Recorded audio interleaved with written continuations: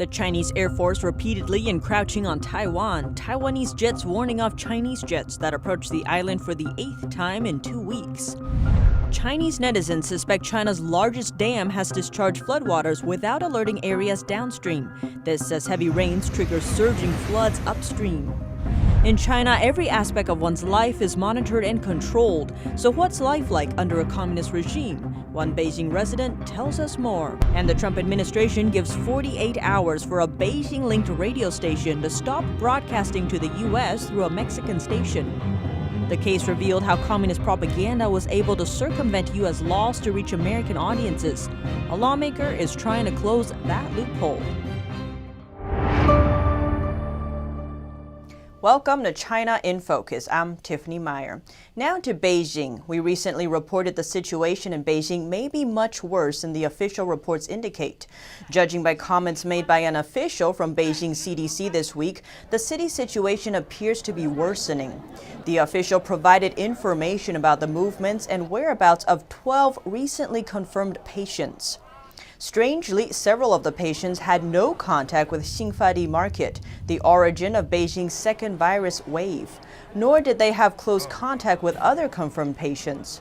In this case, prevention measures can't do much, and transmission from one person to another may be uncontrollable. A new virus case has also drawn attention. A food delivery driver was confirmed to be infected, but before his diagnosis, he delivered around 50 meals every day and covered many districts of Beijing. As a result, it's difficult to judge how the driver may have impacted others. Beijing has enlarged the scope of its virus testing. In addition to all people who are in direct or indirect contact with Xinfadi market, people from the clothing sector, catering industry, delivery, and logistics must also be tested. In areas with a medium to high level of infection risk, people from transportation systems, supermarkets, and banks must also be tested. For those who live in a surveillance state, every aspect of their lives is controlled. In Beijing, people are monitored no matter where they go, on the streets, in taxis, and even on the phone. One Beijing citizen told us her story. To protect her identity, we've given her the pseudonym Miss Yang. Miss Yang recently ordered a car via a ride-sharing service similar to Uber. While driving, Miss Yang saw a group of policemen on the street. She mentioned it to the driver. But the driver reminded her not to speak negatively about the police, adding that it's better not to mention the word police at all. That's because everything inside the car would be recorded by video and audio surveillance. All footage is immediately sent to the authorities, who can use software to help them to identify sensitive words and improper speech. But what's considered improper speech? The driver told Ms. Yang that it refers to scolding people with dirty words, bad comments about leaders of the Chinese Communist Party, and information about the virus epidemic that doesn't fit into China's official narrative. So what happens if the customer or driver crosses the line? The driver said he would receive a warning message from the authorities. Even the choice to wear a face mask or not can be a problem. The driver told Ms. Yang that she was alone in the car the other day without a mask. Then she got a message from the authorities reminding her that she must wear a mask. But where are the cameras and audio recorders located inside the car? The driver told Ms. Yang that the driver's cell phone is used. It's a simple system. When a customer uses a ride-sharing app to get in contact with a driver, both of them have to accept many terms and regulations, including video and audio recording. If they refuse, they won't be granted access to the software. For months, medical teams from all over China traveled to Wuhan to offer their help. Moving stories about these people have been widely spread by Chinese media. The health workers put their lives at risk to help others. But at the same time, the Chinese Communist Party is using them to divert people's attention away from the regime's mishandling of the pandemic. CCP Propaganda Department urged official media outlets to produce warm news with positive energy. They then began to produce pandemic frontline heroic stories and stories of CCP's powerful execution. Here's one such case who was made into a figure in their propaganda stories. She shared her story with Europe-based magazine Bitter Winter. She was sent to Wuhan from another place for support as a medical staff. It's been 2 months since she came back, but still she has no peace. Monitored by government staff, she is busy telling her stories in Wuhan to designated media outlets, promoting positive energy. Her articles are later revised by propaganda personnel to publicize the party's achievements. Plus, she has been put to talk in endless meetings for the same purpose. Late January, her hospital ordered her to support Wuhan. She had to agree to avoid punishment. And the hospital leader made her say in media interviews she was going voluntarily. If I refuse, I will be punished and I will no longer be able to get promotions or raise. In Wuhan, she witnessed insufficient supplies, poor quality PPEs, death tolls were covered up. But she is not allowed to talk about them, even with her family, because these are considered negative energy. She said, once you do, you will be charged for leaking state secrets. She concludes, our futures are in the hands of the government. We can only do as the CCP says to secure our future. The Chinese regime tightened speech control during the CCP virus pandemic. Internal documents we obtained from the Cyberspace Administration Office of the CCP of a northern Chinese city reveal that the CCP monitors people's online speech every single day. The CCP cyber police keep a close eye on people's reaction to the internet buzz and delete any comments considered bad for their image. One March 24th document shows what kind of topics are considered taboo. The first thing on their list is messages about the CCP virus that are different from the official narrative.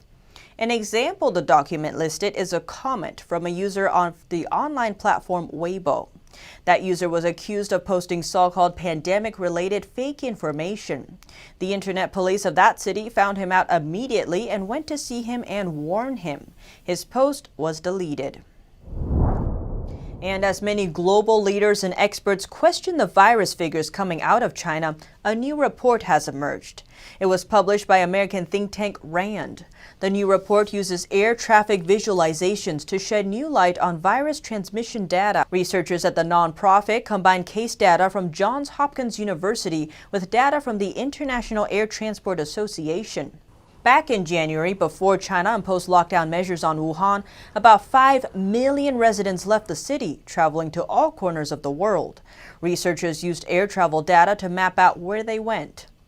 They then pinpointed the 5 countries most at risk: Japan, Thailand, South Korea, the United States, and Taiwan. According to China's official virus numbers, the rate of infection was 1 confirmed case per 8 million residents. Judging by those numbers, none of the 5 countries should have been impacted, since fewer than that number of people traveled there. But virus cases were already being reported in all 5 countries at the time. For the number of virus cases appearing in those countries to match up, China would have needed around 40 times more cases than what was officially reported. That would mean the country had around 18,000 cases total by January 22nd, instead of the 500 China reported.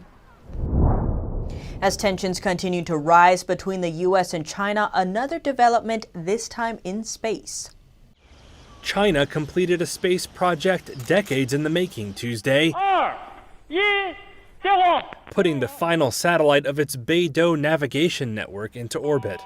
Beidou, the Big Dipper in Chinese, is an answer to the U.S.-owned GPS. Beijing began developing it in the 1990s, a way to help wean its military off of U.S. tech. China has previously said the system will keep military communications secure and improve weapons targeting, especially in the Asia-Pacific region. Beidou also has major civilian applications. More than 70% of mobile phones in China were Beidou-enabled as of last year. Millions of taxis and buses already use Beidou signals. And Chinese state media have said the satellite services are in use in about 120 other countries. Many of those nations are involved in the Belt and Road Initiative, leader Xi Jinping's signature efforts to link China up to Asia, Europe, and beyond with large-scale projects. The launch was broadcasted live on China's state-run media CCTV, along with English translation.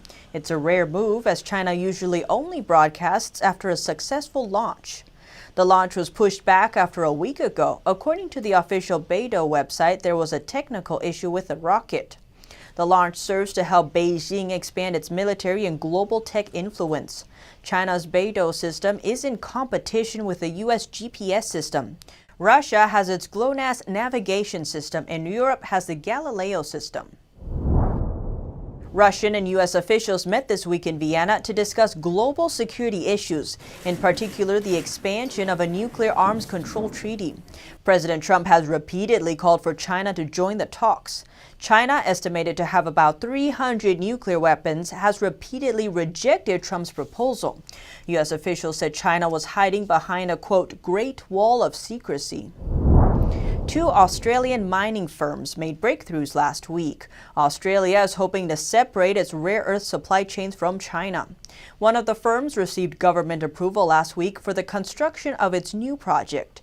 The other firm will receive funding for its lithium mining project in Spain. Estimates say China controls over roughly 60% of global rare earth production. Rare earth is widely used for computer, cell phone, and weapons production. Chinese netizens are suspecting that China's largest dam has discharged floodwaters without alerting areas downstream. The speculation comes as the dam's upstream regions see surging floods from heavy rains. NTD's Juliet Song has the story. A video circulating online accuses one of the world's largest dams, the Three Gorges Dam, of releasing floodwater without notifying regions downstream. This video can't be independently verified. Authorities in Hubei province, where the dam is located, said on Monday over 400 reservoirs were overloaded and are discharging floodwater. The report didn't specify whether the Three Gorges Dam is one of them. No reports in local media could be found saying if the dam has discharged floodwater. The Three Gorges Dam is built on China's Yangtze River and located in the central Hubei province. Chinese authorities see the dam as a political feat, while critics argue it is of poor quality and is at risk of collapse with the ongoing downpour.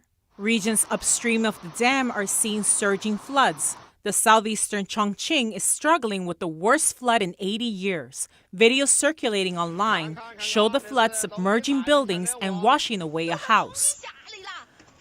A local told us many residents have never seen a flood of this scale in their lifetime. The flood submerged the bridge. Sichuan province, next to Chongqing, also issued a second highest flood alert Tuesday. Local Ministry of Water Resources warns residents to be alerted and watch out for potential danger. The heavy rainfall that triggered the flood on Tuesday hit a new high. Water inside the Three Gorges Dam reservoir rose 6 feet above the warning level last Saturday. Floodwater discharge without an alert could be disastrous, a local resident in the downstream region recalls. The flood discharge she experienced wasn't from the Three Gorges Dam. It was in the morning. Many drowned while they slept. Later on, the flood came down. There's silt everywhere on the roads and in shops on both sides. When people cleared the silt, they found people who had died and were buried inside the silt. She said many died, but authorities never reported the true death toll. Reporting by Chen Hang and Juliet Song, NCD News. In what appears to be a show of strength, Chinese bomber and fighter jets have been repeatedly encroaching on Taiwan's airspace. China's latest flight above the island marks the 8th time in 2 weeks. China's Air Force has ventured into Taiwan for the 8th time in 2 weeks. Chinese fighter jets, including at least one bomber, entered Taiwan's air defense identification zone on the island's southwest. The encounter comes as Taiwan's president, Tsai Ing-wen, oversaw a test flight of a new trainer jet. The aircraft, developed in Taiwan, is part of her plan to boost domestic defense in the face of growing challenges from China. The United States is the largest supplier of Taiwan's armed forces. A sale approved by the State Department last month granted Taiwan heavyweight torpedoes worth close to $200 million. The U.S. Senate also introduced the Taiwan Defense Act in recent weeks. The bill aims to strengthen Taiwan's ability to fight against possible invasions from mainland China. China claims Taiwan as its territory. Beijing says the air drills near the island are routine and designed to show the regime's strength. Yet democratic Taiwan has shown little interest in being run by autocratic China. The State Department is cracking down on Chinese propaganda outlets operating in the U.S. They're adding 4 more to the 5 already designated as foreign missions. The U.S. State Department designated 4 more Chinese state-run media outlets as foreign missions, identifying them as propaganda organs of the Chinese Communist Party.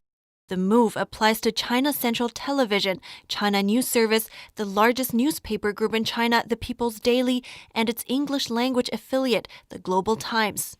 This makes 9 outlets in total, adding to 5 that were designated in February. The decision doesn't affect what the media can publish. The State Department says it simply recognizes them for what they are, increasing transparency for Chinese state propaganda in the U.S. But the outlets will be required to register their employees and U.S. properties with the State Department. Meanwhile, the Federal Communications Commission ordered to stop a radio station broadcasting Chinese language programming into the U.S. The Mexico-based radio station has ties to a pro-Beijing media outlet but hadn't disclosed this information. The FCC denied a license to the radio station, giving it 48 hours to halt its broadcasts. Critics sounded the alarm that the programming could allow Beijing to air propaganda in Southern California's Chinese community. The undisclosed ties are to the Phoenix Radio, an affiliate to Phoenix TV, which was found to be fully controlled but not directly owned by the Chinese regime. Senator Ted Cruz applauded the FCC's decision, saying that Phoenix TV was waging information warfare from a radio station across the border in Mexico. Phoenix TV has come under question before for their pro-Beijing stance. It's revealed that the media company with ties to Beijing was able to promote their narratives to U.S. audiences by circumventing U.S. laws and lying to regulators. It's not the first time Phoenix TV's been in the spotlight this year. In April, the outlet went viral after President Trump questioned its reporter's background at a press briefing. Who are you working for, China? You work for China or are you with a newspaper? Who are you with? Hong Kong Phoenix TV. Who owns that, China? Is it owned by China? Hong Kong. No, is it owned by the state? No, it's not. It's a private-owned company. Okay. The president's question came after the reporter, before asking any question, made a long statement about how much medical supplies Chinese companies sent to the U.S. Phoenix TV was founded by a former Chinese military propaganda officer. The outlet calls itself a Hong Kong media. Yet public record shows that in Hong Kong, the station operates under a non-domestic television program service license.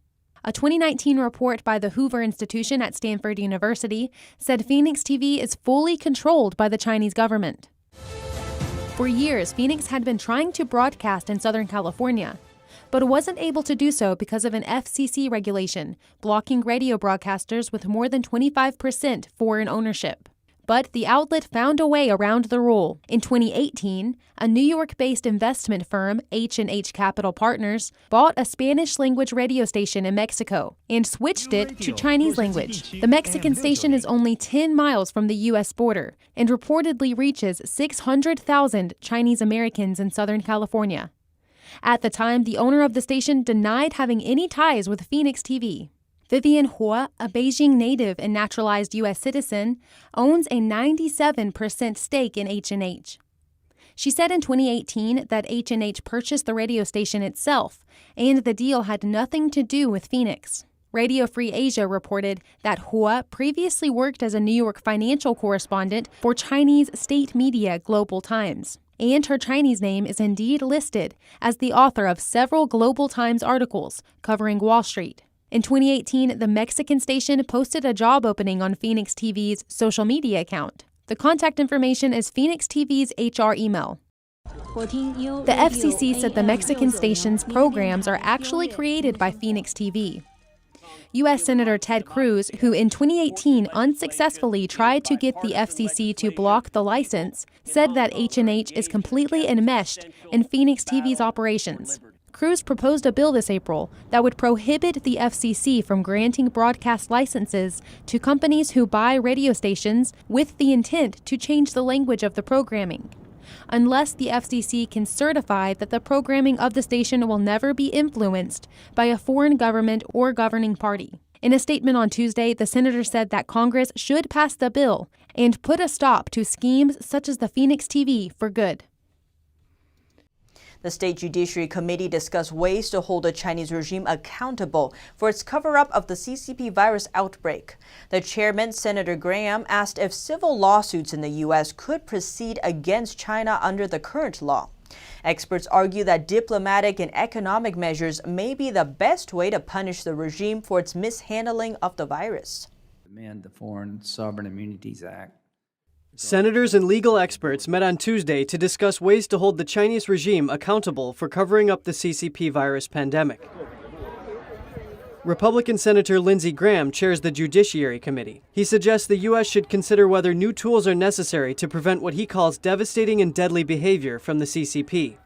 We also know that China failed to inform the world about the nature of the virus, that they restricted travel into China but allowed Chinese citizens to travel throughout the world. They knew it was human-to-human transmission, and they failed to adequately inform the WHO, in my view, and the world at large. Missouri and Mississippi have sued China, saying the regime concealed information about the initial outbreak of the virus, which has caused their residents harm. Senator Dianne Feinstein, a Democrat, says this claim needs to be looked into. And let me say, this is the one thing that I think we really need to look into. Was information, in fact, quote, concealed, end quote? On December 30th, Chinese doctor Li Wenliang shared a report of a SARS-like virus with his medical school classmates on WeChat, warning them to take precautionary measures. 2 days later, a Hubei health official told a genomics company to destroy all existing samples of the virus. Later that week, local police called in Dr. Li Wenliang and reprimanded him for rumor-mongering when he blew the whistle about the virus. President Trump signed legislation last week sanctioning those who oppress Uyghur Muslims in China. An international law professor suggests that Congress consider sanctioning China even more. You could give the president further guidance in the types of sanctions you would like to see him impose, as you've done with the Uyghur Human Rights Act recently. And I think those types of levers are the ones that are much less likely to boomerang back than the one that your colleagues are proposing here. Experts have cautioned against taking away China's immunity to allow lawsuits against the country because China may retaliate against the U.S. with lawsuits of their own. Kevin Hogan, NTD News. Business activity in the U.S. hit a 4-month high in June. It reflects the lifting of lockdowns and hope that America's economy is roaring back to life. According to the newest Purchasing Managers Index, or PMI, survey data by IHS Markit, U.S. business activity showed a sharp rebound in June. All 4 measures tracked in the survey showed significant improvement. The Flash Composite Output Index, which tracks both the manufacturing and services sectors, rose to a reading of 46.8 last month from 37 in May. The PMI measure for the services sector, which accounts for some 2/3 of the U.S. economy, rose 46.7 in June from 37.5 in the prior month.